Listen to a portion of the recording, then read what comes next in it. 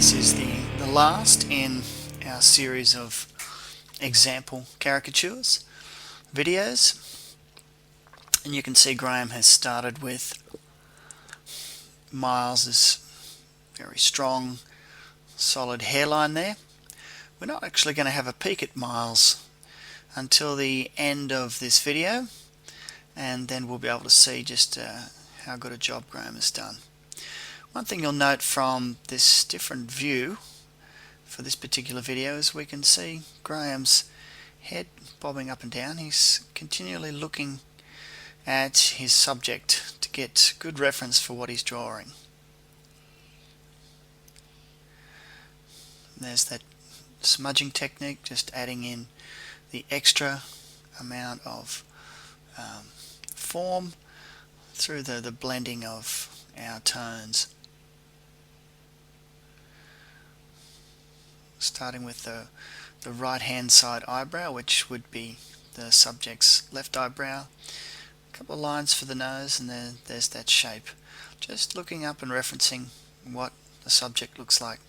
You can see from this view Graham's got plenty of pens at hand on his table there, making sure that it's always good to have a supply. You don't want to run out halfway through the job.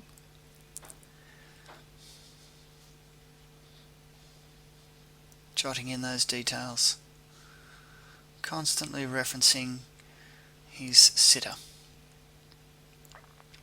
Now we're going to take a closer look at the technique for doing the eyes. Notice that there's a line drawn just above the bottom eyelid, followed by two side lines.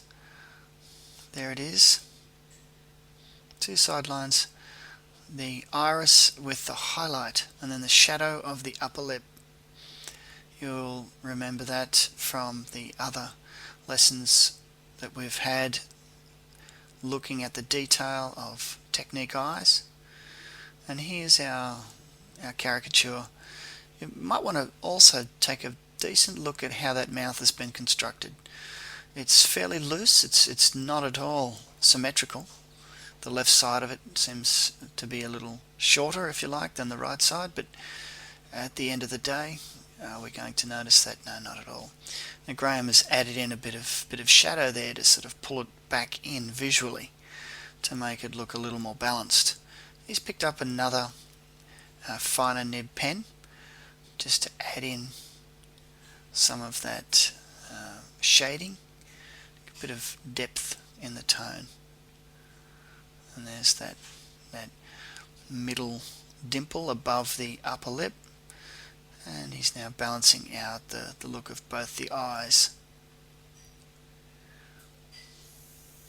You'll notice also Graham has left a fair amount of space on the page there for the pose, and chatting with your subject, finding out what they're interested in, perhaps while they're at the particular event, can give you some ideas for what sort of pose to put them in.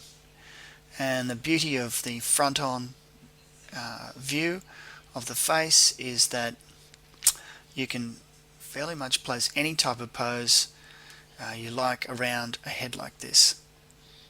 He could be moving left